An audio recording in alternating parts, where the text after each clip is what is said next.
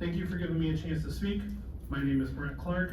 Be it as a student, employee, or a parent, I've been associated with ISD for most of my life one way or the other. I'm also cisgendered white male, making me a member of the only demographic in the country who doesn't have fear of punishment or persecution just because I exist. More often than not, I've been proud of my connections to ISD, but in June, I was truly embarrassed because of a complaint by a single person. Cats vs. Robots Volume 1 was removed from elementary libraries.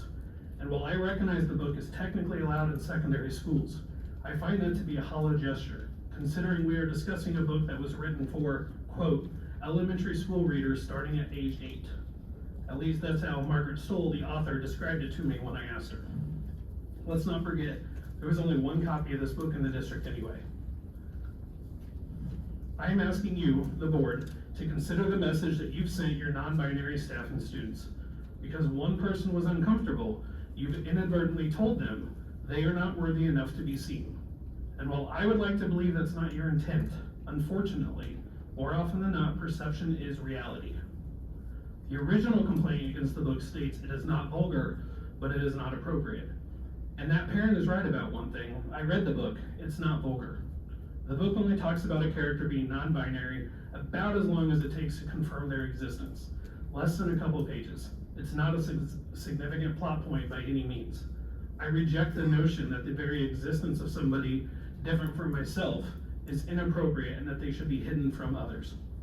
Rather, the appropriate actions would be for an upset parent to make a formal request that their student not be encouraged, required, or allowed to check that book out. That way other parents are not affected by that choice of a single person. Of course, it's not lost on me that the book was not part of the curriculum to begin with. As a school district, you're always in need of support and generosity from the community that you are here to serve. So in that spirit of trying to still support you, my wife and I have purchased 35 copies of Cats vs. Robots Volume 2, which was not banned, and we will be donating these to the school district so each library can have one. Please get back to me later about where I should actually drop these off at. Because there was only one copy of Volume 1, I also commit to you that we will, if you reinstate the book, we will donate 35 copies of that as well. That way, every library has access to this book for their students who might want to see themselves represented in the media that they are consuming. I leave you with this. Before last month's meeting, I was asked by my 10-year-old if I was trying to convince you to allow the books back into schools. What I said was, I would like that, yes.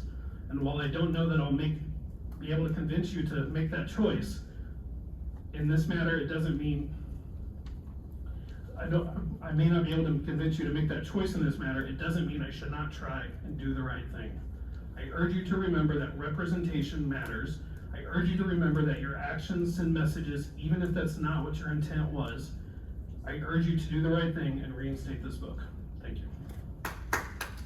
Thank you, Brent. We appreciate